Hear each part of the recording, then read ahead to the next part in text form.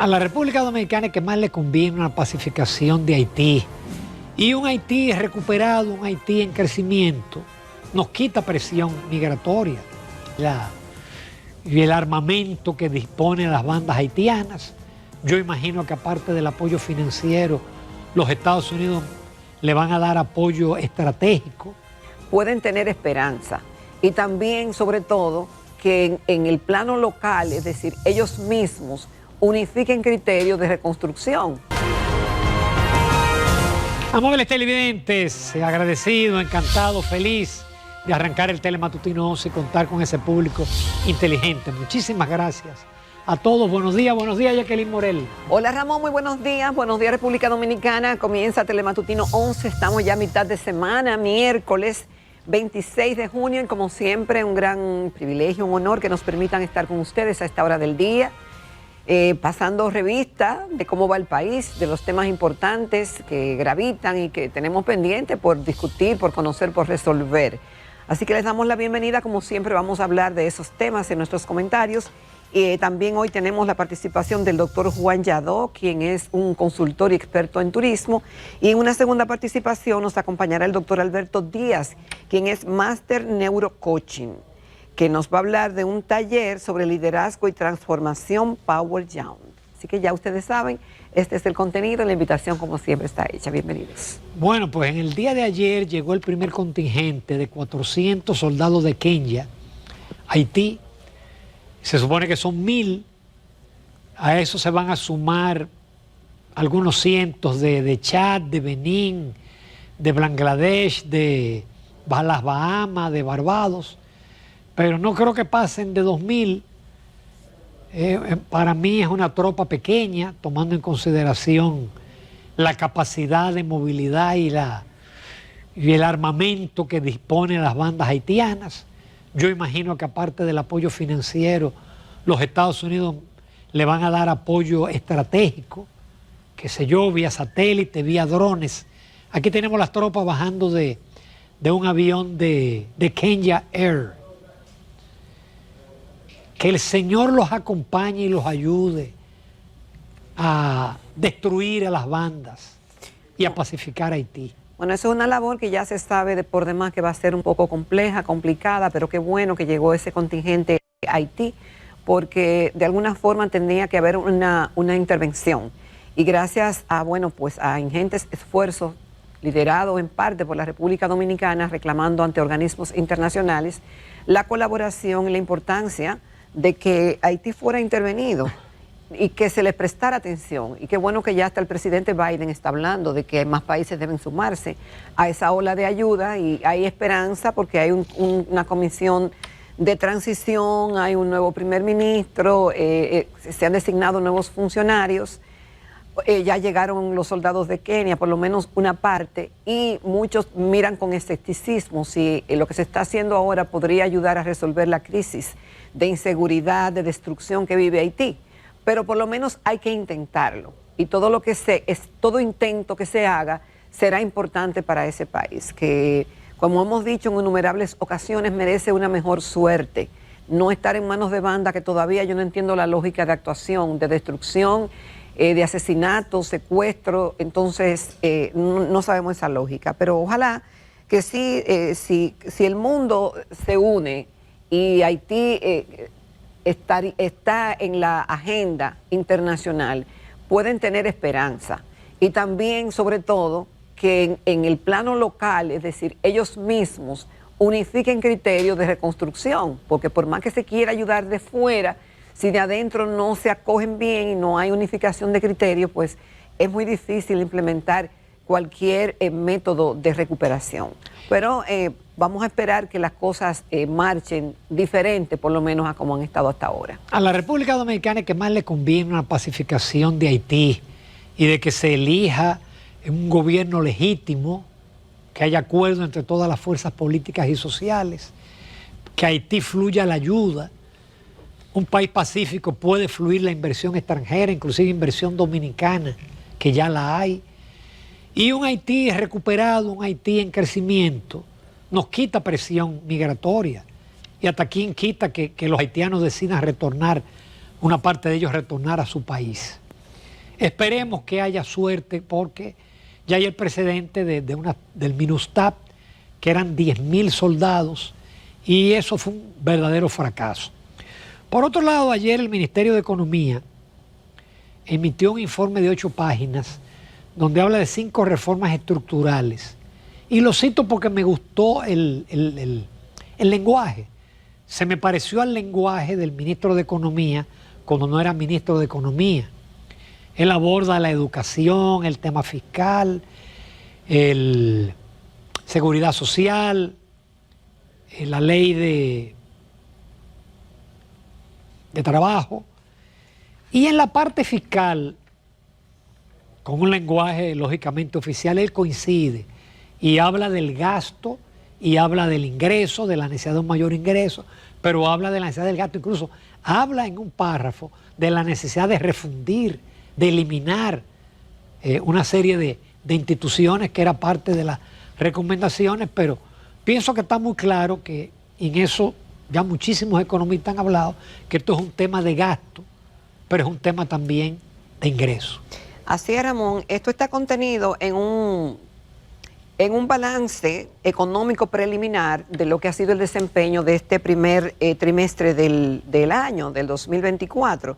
Y entonces, ante la inminente presentación, dice el Ministerio de Economía, de una reforma fiscal integral, la República Dominicana se encuentra en un momento decisivo para su futuro. Eso es verdad, y lo que se vaya a hacer tiene que hacerse bien y bien pensado. A mí lo que me preocupa de todo esto es que son tan grandes los retos y tanto los temas que se quieren tocar y transformar, que ponerse de acuerdo en todos ellos va a ser una labor difícil, y hay que hilar muy fino para ver cómo se van a armonizar todos esos criterios y ponerlos juntos, incluso aunque haya el consenso o aunque no se necesite un consenso de fuera. ¿Cómo plasmar todo eso en un proyecto que sea creíble y que sea aplicable? En un país donde sabemos que no se respetan las leyes, donde hay informes, estudios, y se comprometen a hacer ciertas cosas que finalmente no se hacen. Pero pareciera que estamos en un momento donde el presidente, cada vez que tiene la oportunidad, se la juega y dice que la República Dominicana requiere una transformación y que está dispuesto a asumir ese reto y que quiere hacerlo, y hacerlo con el apoyo de todos los sectores. Entonces, en esos puntos que toca el Ministerio de Economía, obvio, tú mencionas el tema de la educación, donde se insiste que es el reto más importante, y por la experiencia que hemos tenido después del otorgamiento del 4% a la educación, hemos visto que no es solamente un tema de recursos, sino de qué se va a hacer con esos recursos. ¿Dónde están las prioridades? ¿Dónde está la supervisión? ¿Dónde está el acompañamiento y la medición de todo lo que se hace, Ramón? No solamente que vengan las pruebas PISA y nos valoren el desempeño de los muchachos, sino que debe haber una logística interna y un plan integral dentro del Ministerio de Educación, donde todo se mida. Lo que no se mida, tú no sabes si está dando resultados. Despolitizar el Ministerio Entonces, hay que ver el desempeño de los docentes, cómo funcionan las áreas administrativas, cómo lo que se está entregando al estudiante, cómo el estudiante lo recibe. Es decir, hay muchísimas formas que se han utilizado en otros países para mejorar la calidad educativa. Y eso no solamente es con recursos, sino con un buen diseño. También habla del sistema fiscal, ya eso tú lo mencionaste, también la distribución de la energía, el código de trabajo y ajustes salariales, y el tema de la seguridad social. Todos son temas sumamente sensibles que tienen un impacto. De hecho, la propia reforma fiscal solita, ella, impacta en todas esas áreas. Mira, por eso es que quizás frente a tantas reformas, en algún momento habrá que establecer prioridades, porque se corre riesgo que no se haga ninguna. Recordemos que en el cuatrenio que terminará en agosto, el presidente convocó al CES con 10 reformas y ninguna de ellas avanzó. Ellos hablan del sector eléctrico y reconocen, señores, este año el presupuesto contempla 1.500 millones de dólares como subsidio a las sedes, 1.3% del PIB, casi la tercera parte del déficit que tiene el gobierno proviene del sector eléctrico. No hacemos nada con más ingresos si usted tiene ese hoyo ahí, si no se aborda el tema de las pérdidas que han aumentado. Eso es una centrífuga que nada más demanda recursos y no se sostiene. Y ahí hay muchos cuestionamientos. Todavía no hay explicación creíble. No decimos que falta de capacidad, pero el tema es que se mide siempre por los resultados. Es por los resultados que se mide la gestión. Y obviamente que pareciera que no se han hecho las inversiones necesarias en todo el sentido de la palabra para reducir las pérdidas, que sigue siendo el gran reto. Ese es el reto. Vamos a saber que las cosas funcionan cuando esas pérdidas se minimicen. ¿Y qué hay que hacer? No es solamente el tema de las redes, la colocación de medidores, sino también tener personal capacitado que haga el trabajo y que sea creíble. Y perseguir a los que se roban la energía y hacer que la gente pague. Ahora, para que la gente pague, usted tiene que tener contadores. Y hubo momentos en los cuales no había contadores, no había cables. Yo no sé si eso ha mejorado, pero ese tema tiene que el gobierno abordarlo y trazarse un cronograma de disminución de pérdidas. Se logró en el pasado. En el pasado las pérdidas llegaron a un 40%. Ahora no, se dispararon, o 30 y pico por ciento. 28 creo, 27. Ahora, pero como quiera era alto, ¿eh? Como quiera era alto. Eso En los estándares mundiales las pérdidas andan por un 12, un 15%. Aquí es excesivo. La parte que me preocupa que ellos tratan, porque también usted no puede verlo esto desde el punto de vista no más del trabajador, sino de la empresa. Ellos hablan de reforma laboral y aumento de salario, y de la seguridad social y aumento de la contribución de los empresarios del gobierno. Entonces, una reforma fiscal no puede recargar a las empresas. Ramón, por eso no todas las empresas soportan pagar más seguridad social y pagar más salario. Bueno, por eso te decía que se habla ambiciosamente de varias reformas, pero es que si se hace solamente, tomando en cuenta una sola, en este caso la reforma fiscal, si se hace integral, ¿verdad? Ella solita impacta el mercado laboral sin que se haga más nada y a las empresas. Entonces, habrá que ver qué impacto tendrá eso para poder seguir, porque las empresas que no puedan asumir eso tendrán que mandar trabajadores a las calles. Y tú verás que si se hace todo así, a menos que haya realmente una convicción grande de que lo que se vaya a hacer es un compromiso de ambas partes muy bueno para todo el país, que no vamos a sacrificar, pero vamos a tener más garantías y que es necesario. Si eso se hace así, qué bueno, la labor es ciclópea, pero vamos a ver si eso se logra. Ojalá se logre, porque si no, yo me imagino mucha protesta y mucho cierre y mucha gente inconforme. Vamos a ver cómo se armonizan todos esos criterios, que se haga un ejercicio de sinceridad y de justicia. Es decir, porque hay sectores que aparentemente son intocables, y que tienen sus representantes, pero la inmensa mayoría no tiene ese interlocutor a la hora de tomar esas decisiones. La clase media no tenemos. No. Por otro lado, a mí me llama la atención que algunos periódicos titulan, y lo voy a tratar brevemente: Senado aprueba en primera lectura, obviando la lectura del Código Penal, eliminando las 3 causales. Pero eso ha tenido 80.000 lecturas. Qué bueno que lo aprueben. Ojalá salgamos de ese Código Penal y que las 3 causales vayan en otra ley, pero eso se ha leído, se ha estudiado. Si hay una cosa que se ha estudiado en este país, es el Código Penal. Ramón, pero mira, sería una irresponsabilidad de los legisladores aprobar algo que no se lea, porque si va y no es el mismo, y hemos tenido la experiencia en el pasado de que se cree que se está aprobando una cosa y resulta que es otra. Aquí se es muy travieso y se cambian cositas y palabritas y detalles, y yo estoy de acuerdo en que se debe leer. Ayer se conoció y se aprobó en primera lectura, pero luego, qué bueno que el presidente del Senado designó una comisión y ahí incluyó a algunos de los que se quejaron. Unos se marcharon, que no estaban de acuerdo con la forma en que se hizo. Aunque la comisión debió ser antes. Entonces, bueno, pero enmendaron la plana. La enmendaron porque fueron 20 los legisladores quienes decidieron que no era necesario leer previamente el proyecto. No sé si por vagancia o porque lo dieron por un hecho, pero pueden cambiar cualquier cosa y lo hemos visto, Ramón. A veces hasta una coma que se cambie le cambia el sentido de interpretación a un artículo, a un párrafo.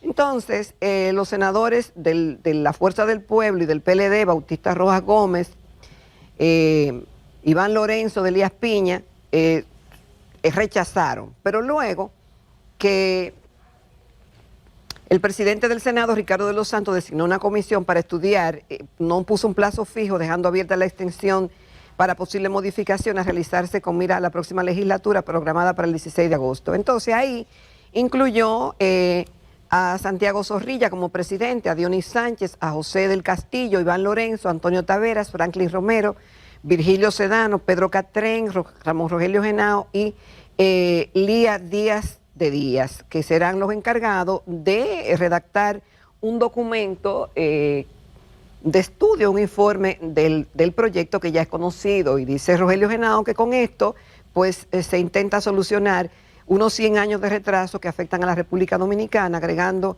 más de 400 artículos que garantizarían la tipificación de los delitos y actos criminales que ahora no están tipificados ni aclarados. Mira, un tema sumamente rápido. El pasado viernes que tú no estabas, yo comenté que el gobierno había sometido una modificación a la ley sobre trata de inmigrantes que data del 2003. Hace 22 meses el gobierno había sometido una que le cayó el país entero, porque establecía que toda persona víctima de la trata había que darle albergue, trabajo, documentación, y que además se creaba un impuesto a las empresas y a las personas físicas para subsidiar eso.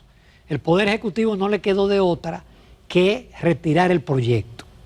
Ayer hablábamos de la ley de trata, del informe de trata de los Estados Unidos, y ellos pidieron al gobierno dominicano enmendar la ley contra la trata para eliminar el requisito de probar la fuerza, el fraude y la coerción en los delitos de trata con fines sexuales a víctimas menores de 18 años.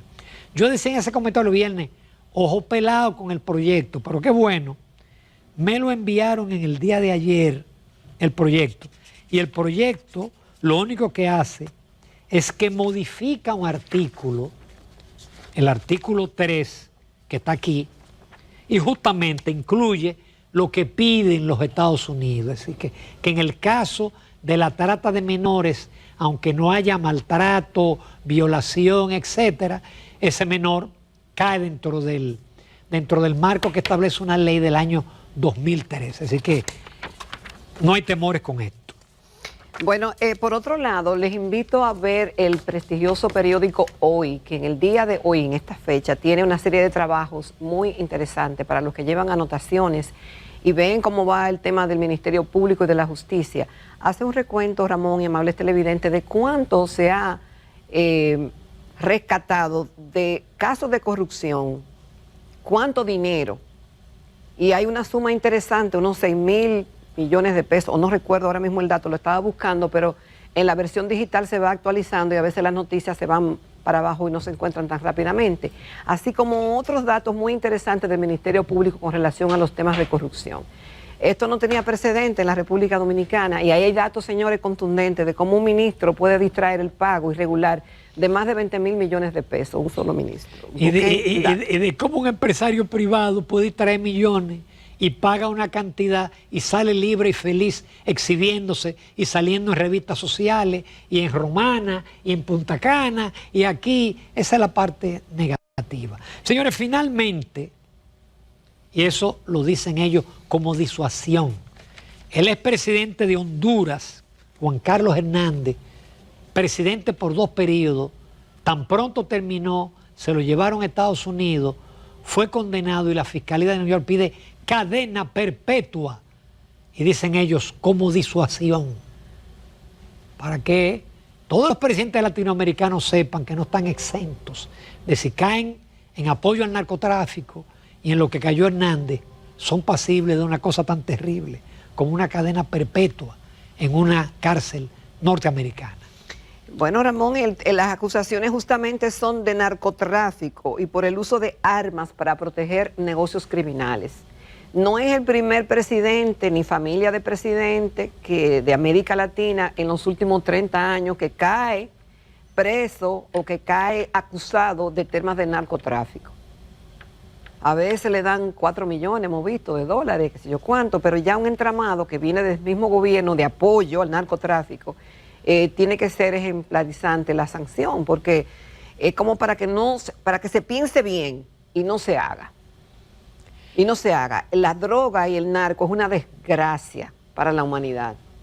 Y hay millones de familias en el mundo viviendo la desgracia de ver a sus familiares destruirse por el tema de las drogas. Es decir, que este es un crimen que no se puede realmente dejar pasar y que se debe castigar a su máxima expresión.